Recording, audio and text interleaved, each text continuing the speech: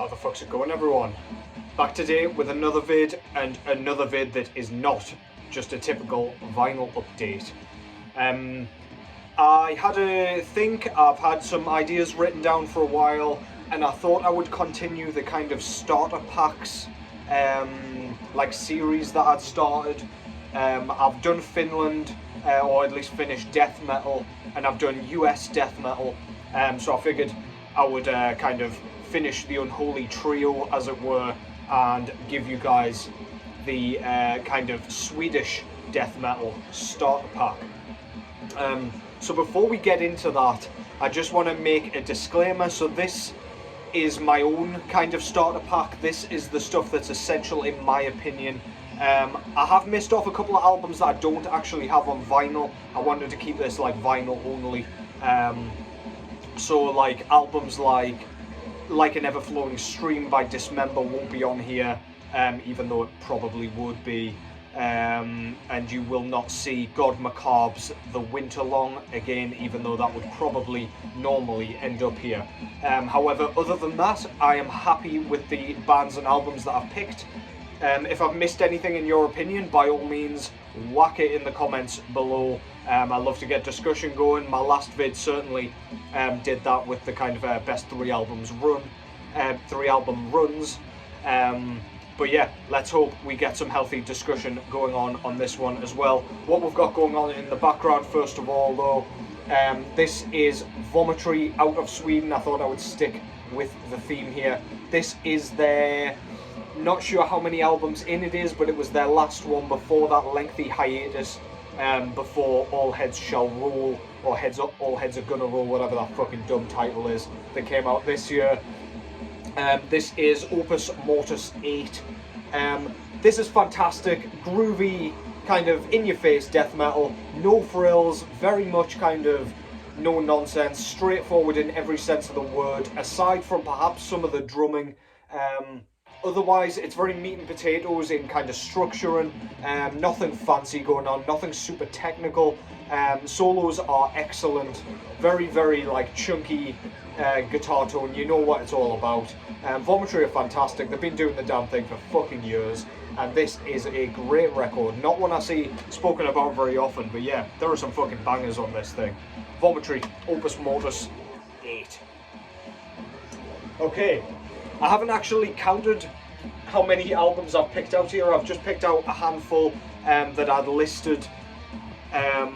So yeah, I'm just going to get straight into it. So these are the albums that I think will get you straight into Swedish death metal, and then you can start kind of digging for yourself. You won't see any of the kind of Gothenburg stuff on here. I've mainly gone for the kind of buzzsawing Boss HM2 style. Not necessarily all out of Stockholm, but yeah, I thought I would stick with that style for this one. I don't have enough of the Gothenburg stuff to kind of make my own version of that, and my own kind of start pack for that specific avenue of Swedish death metal. But yeah, I'm just going to get into it now. Enough of my bullshit ramblings, and yeah, let's kick things off with my favourite of the Stockholm scene. This is the mighty Entombed with their debut full-length album, Left Hand Path. Now, this thing contains some of the best songwriting in death metal, period. The title track particularly has a kind of, it has that brutal kind of Swedish death metal sound. The Boss HM2 style is epitomised by this album, but then it's got this really, really nice kind of breakdown and kind of synthy section that reminds me of the Exorcist theme song or something like that. Then it comes back into like the riffing, the guitar riffing, but it's kind of playing along with that synth, and it's so fucking well done, man. We've got tracks like Bitter Loss, which is just groove personified. It is so cool. LG Petrov's magnificent vocal performance here just makes this all the more iconic. There isn't a single bad track on here. We've got Drowned, Revel in Flesh, Supposed to Rot, as I say, Bitter Loss, Abnormally Deceased. So many killer tracks on this. This is the godfather of Swedish death metal for me. An absolute essential. Earache Records, Entombed, Left Hand Path. First of all, no surprises to get us kicked off here. Next up, we've got one that isn't spoken about quite as much because their discography is nowhere near as kind of impressive, at least size-wise, as Entombed's is. This was the only kind of full-length release that this band did. This is Carnage with Dark Recollections. This band's comprised of members of like Arch Enemy, Michael Amott, and a lot of the band members that are on this went on to form Dismember, who I mentioned earlier, who also have some fucking fantastic records. But this is better than anything any of those bands ever did, in my opinion. This shit is so evil sounding. It's quite gallopy in a way, I would say, using that kind of Boss HM2 guitar tone. Really, really cool songwriting. Again, they use kind of melody, but really tastefully. It's not like melodic death metal in any sense of the word. They just use those soaring leads to kind of go along with those chunky rhythm riffs, just to kind of create atmosphere, tension. Kind of comes off like a horror film, and yeah, so fucking good, man.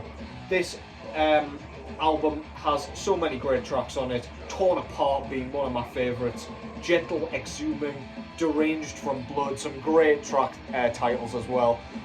Yeah, what can I say about this other than it's underrated and it should be more appreciated. So go and check that out if you haven't already. That's Carnage with Dark Recollections. Absolutely splendid stuff.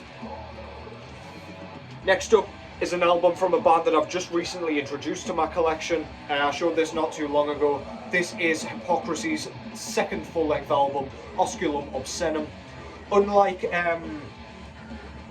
the first, Penetralia, fuck me, I thought that was going to stay out of my mind for a second there. Yeah, unlike that album, it doesn't have the kind of classic, kind of old-school death metal like production that we're used to. This thing is much more kind of grainy, gritty, dirty, and it gives it like an enormous sound almost. Everything feels really low tuned and rumbling.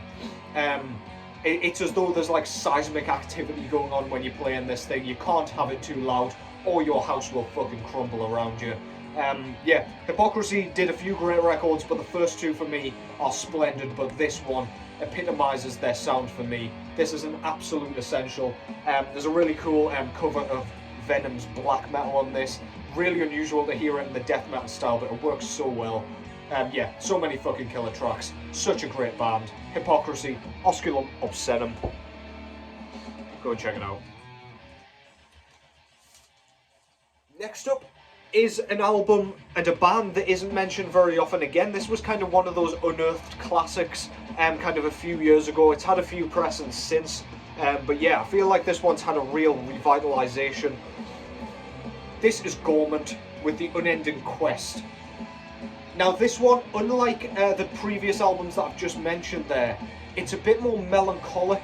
This one feels like really sorrowful and almost kind of in the doom death style of like Paradise Lost and those Peaceful bands, or like the early albums of those Peaceful bands anyway. It's got like ghostly synths, like the riffing's really quite, I don't know, it's sad. It gives off like an air of sadness and like solitude, and it just really makes you think, man. It's really thought-provoking, really, again, well written, just perfect. But then it's got those kind of kick-ass like steamroller and riffs that you just want from the Stockholm sound. I don't actually know if these guys are from Stockholm, but they kind of have adopted that sound at least. This is a really underrated album, in my opinion. When I want something a little bit kind of more challenging than just the kind of punchy groove that like Entombed provides, for example, this one's absolute perfection. Go and check that out. That's Gorement with The Unending Quest. Absolutely brilliant stuff. This one's going to be slightly controversial, I would think, just because this could go into black metal or death metal, depending on which way you look at it. But for me, this thing is absolutely a death metal record. This is Dissection with their debut full-length album, The Somber Lane. unlike Storm of the Light's Bane, this kind of well, I say it dials down the black metal, but this one came first. But there's not an awful lot of black metal on this one. Lots of melodic death metal going on, so the melody's still there. But yeah, it's much chunkier, much less kind of cold sounding. It's just got that kind of, that bit of energy that you just need from a Swedish death metal album. I'm always really impressed by the technicality on this thing, because these guys were so young when they made this. It's written and recorded really professionally, really maturely.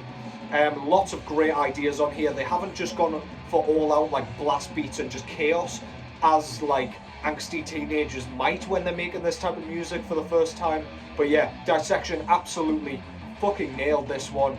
Yeah, not a lot more to be said. There's like melodic moments on here that could quite comfortably be found on Storm of the Light's Bane afterwards, just with more black metal, of course.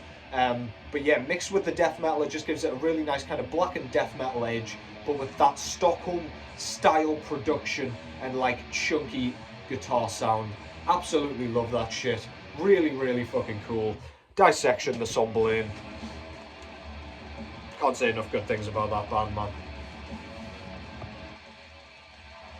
Okay, next up is another band that, because of their kind of sporadic release schedule, they don't get mentioned that often, but I've seen quite a few like labels like repressing their stuff, which is really cool to see.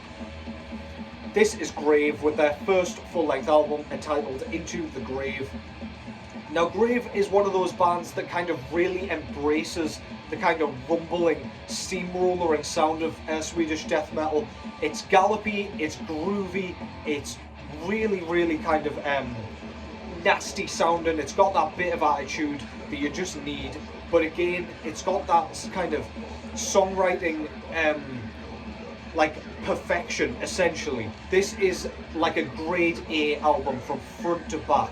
It's got the brutality, but it's also got the kind of slower sections and the kind of tempo shifts that you need to stop this getting stale. Yeah, they just lean into that chunky wall of noise. They always have all through their career, even to their latest album. And yeah, it all started with this one. Production's perfect. It's almost pristine, but it's just, I don't know, there's something about it. It just sounds like an early 90s fucking death metal album, and it's so, so good. Always loved that artwork as well. This is a Nessie Media pressing. Yeah, absolutely splendid shit. Grave, Into the Grave. An undeniable classic. Alright, I've only got 2 left. I've kind of rattled through this, which is absolutely fine by me, because normally I ramble for far too long, as though you guys don't know that already. This next one, this is perhaps my second favourite album out of the entire Swedish death metal scene. This is such an underrated album. This is Desultory with their debut full-length album entitled Into Eternity. I forgot the fucking name there for a second. Yeah. This one, again, really thought-provoking, really kind of sadness-inspiring. It's very kind of memorable. Great songwriting again. I'm saying that for all of them, but it's absolutely true. But this one is really, really melodic as well. It's got so many of these sections that are like really fluttering and really kind of eerie sounding. But then these dense riffs will come out of absolutely nowhere, and they're the type like, you know, like the riffs that are found on like Terror Propaganda by Kraft, the black metal band, where they just come out of nowhere, you scrunch your face up, and suddenly you're bashing your head off everything around you, including your pets and your parents or God knows what. You just don't give a fuck anymore when those riffs come out. They just take over your body. You're doing shit that you didn't think you were capable of doing. It's just so fucking cool. Yeah, some of the best songwriting I've ever heard in death metal, period. Some of the greatest solos put to record as well in death metal, at least certainly. They just fit. They're not shoved in there just as like kind of party pieces, and they're not shoved in there to fill space or like plug empty time or anything. They really, really stand out as like emotive pieces. And yeah, one of the many fucking reasons I love this album. Please go and check that out. If there's one album that you don't know, that you're going to go and check out after this, that I would absolutely recommend you go and check out, please make it this one. Desultory, Into Eternity. Bitterness, I believe, is their second album. Didn't love that one as much because of the like hardcore inspired vocals. Kind of had a similar problem to Entombed's sophomore Clandestine, in that the vocals changed and not for the better. But yeah, still well worth checking out. But Into Eternity, it doesn't get much better than that. And now for another album that really doesn't get enough props, in my opinion. I don't know if it's because of who's in the band, but yeah, the band I'm talking about is Repugnant, with Epitome of Darkness. Now, I believe they only released one full-length album and a whole host of demos, but this is actually the original band of Tobias Forge, who is now Papa Emeritus, or whatever the fuck name we're on now, of Ghost, who are now doing the damn thing and becoming very, very popular and earning shitloads of money and headlining God knows what. But yeah, good for them. Left Behind, an absolutely stellar album here though. Production's kind of thin, which put me off at first.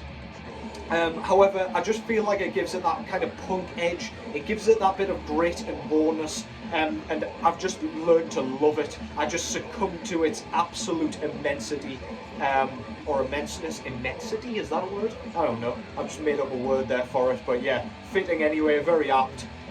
The tracks here are so catchy, like the guitar kind of squeals and things that come in just make this just an infectious listen, really stick in your head. The vocal hooks almost kind of go like choruses, in that they just kind of attach themselves to you. You can't forget them in a hurry. It makes you want to just flip the record straight back over and listen to it all over again. Yeah, I fucking love this thing. Again, great solos. It's got like a heavy metal twang with a bit of punk, but it's got that like buzz sawing guitar tone that just makes you want to rip your own face off. So yeah, that's Repugnant with Epitome of Darkness. What a fantastic fucking record. Yeah, as I say, rattled through that, but that's absolutely fine with me. There's a few records just to get you into Swedish death metal, that'll just kickstart you, but that kickstarts you with a few kind of lesser known ones as well. But yeah, you will thank me for the desultory one especially, and Repugnant's definitely not a kind of better known one either. As I say, go and check out God Macabre's The Winter Long too. That's a really underappreciated album as well. I need to pick that one up on vinyl. Dismember's obviously got to be mentioned with the greats too. But yeah, these are the bands that epitomise like the Swedish death metal sound, at least the Stockholm sound. They've all got melody in their own right. They've all got songwriting kind of chops all across those albums. Not a bad moment, not a bad thing to say about them. Very unique to one another as well, that no one album sounds the same as another, like from the picks that I've just kind of said there. Yeah, only good things to say about those albums. Let me know if you knew any of those.